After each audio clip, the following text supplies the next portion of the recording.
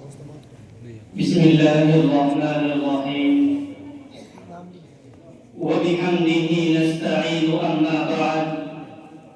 فأعوذ بالله من الشيطان الرجيم بسم الله الرحمن الرحيم إنما يخشى الله من عباده العلماء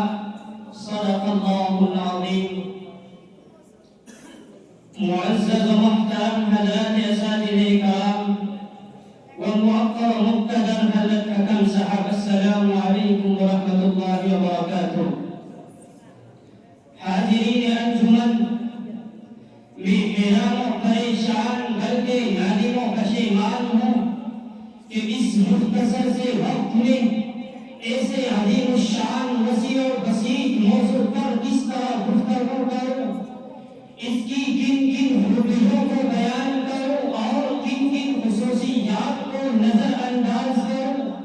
اس کی علمی سرگرمیوں کا تذکرہ کروں یا اس کے مجاہدانہ کارناموں کی روایت سناؤں، آزادی کے واسطے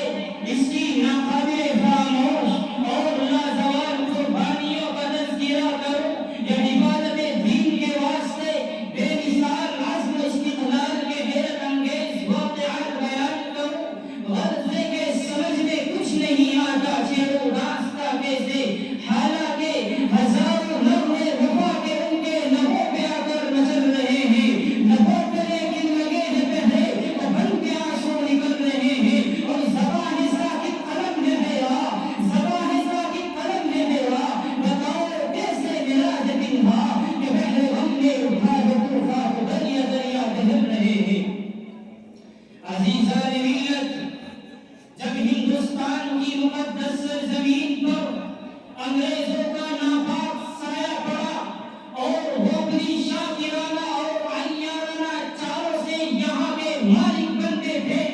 جب باشندگان ہند پر طرح طرح کے ظلم و ستم کے پہاڑ توڑے جانے لگے، جب کئی لاکھ ہندی مسلمانوں کو شہید کر دیا گیا اور وہ مسلمان کہ جن کے گھروں میں ہاتھی جھونکتے تھے وہ ٹوٹا کٹورا لے کر در در کی بھیک مانگنے پر مجبور ہو گئے، جب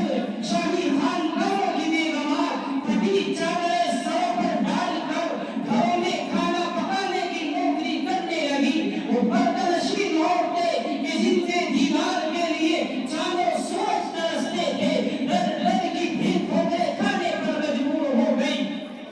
جب خون پانی کی طرح بہنے لگا، گلی کوچوں میں لاشیں اس طرح پڑی تھی کہ درندے اور پرندے دن دہاڑے نوچتے اور گھسوٹتے تھے. الغرض پوری داستان خون کے سمندروں سے لبریز ہے. بالآخر عیسائیت کو نیست و نابود کرنے کے لیے دہلی میں ایک میٹنگ بلائی جاتی ہے جس میں بصارت و بصیرت کا پیکر حجت الاسلام حضرت نانو کبھی خون اندیش مشورے دیتا ہے. نتیجتاً ہندوستان میں عیسائیت کی ٹکر کے لیے فضا قائم ہو جاتی ہے. چنانچہ سن 1857 عیسوی کی جنگ آزادی ہندی مسلمانوں کے لیے ایک زبردست آزمائش تھی. ان حالات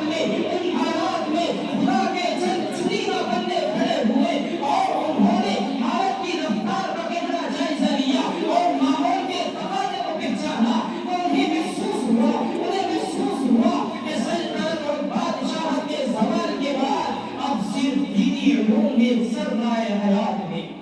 چنانچہ انہی ضرورتوں سے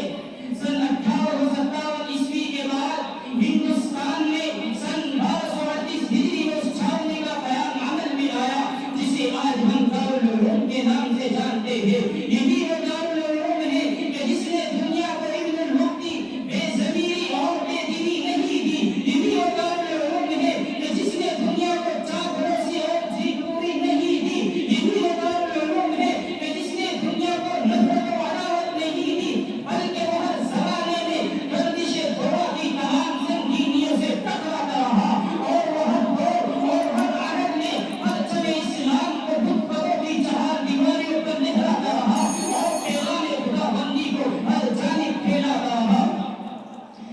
قلت وقت کو مد نظر رکھتے ہوئے میں شعر کے ساتھ اپنی تقریر کو ختم کر رہا ہوں کہ تیرے عشق میں